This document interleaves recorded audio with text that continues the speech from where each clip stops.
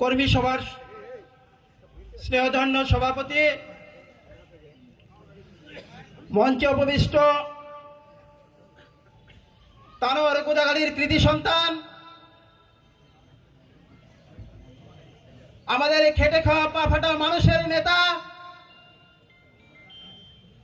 জননেতা major general অবসরপ্রাপ্ত শরীফউদ্দিন ভাই, মঞ্চে উপবিষ্ট চান্দুড়িয়া ইউনিয়ন থেকে বারবার নির্বাচিত নেতা জনাব মফিজউদ্দিন ভাই, সরঞ্জ ইউনিয়ন থেকে নির্বাচিত চেয়ারম্যান জনাব মুজাম্মিল হক খান ভাই, আমাদের কলমা ইউনিয়নের অভিভাবক বয়োজ্যেষ্ঠ নেতা আমার মাহতাবউদ্দিন চাচা, হজরত ভাই, হেনা ভাই সহ গোদাগাড়ি থেকে আগত সকল নেতৃবৃন্দ এবং মঞ্চের সামনে উপবিষ্ট বিএনপির প্রাণ কর্মীবৃন্দ, সকলের প্রতি রইল আমার সালাম। আসসালামু আলাইকুম। সম্মানিত উপস্থিতি, আমি বেশি কথা বলবো না, একটা কথাই বলতে চাই।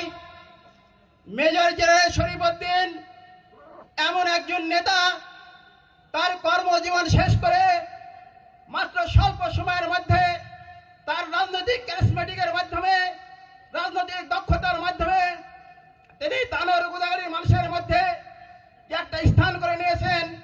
এই তানোর গোদাগাড়ির মানুষের মধ্যে যে স্থান, এটা আসলে তানোর গোদাগাড়ির মধ্যে সীমাবদ্ধ নয়, সেটাকে ছাপিয়ে আজকে এনে আরেকটি জেলার, আপনারা জানেন, আরেকটি জেলার বিএনপিকে সংগঠিত করার জন্য দায়িত্ব পেয়েছেন। আমরা আশা করি আগামী দিনে আমরা আমাদের প্রাণপ্রিয় নেতা মেজর জেনারেল শরীফউদ্দিনকে ক্যাবিনেটে দেখতে চাই। আপনারা দেখতে চান? আমি আমার বক্তব্য দীর্ঘায়িত করছি না, এখানেই শেষ করছি। আল্লাহ হাফেজ। বাংলাদেশ জিন্দাবাদ, বাংলাদেশ জাতীয়তাবাদী দল জিন্দাবাদ, শহীদ জিয়া অমর হোক, খালেদা জিয়া জিন্দাবাদ।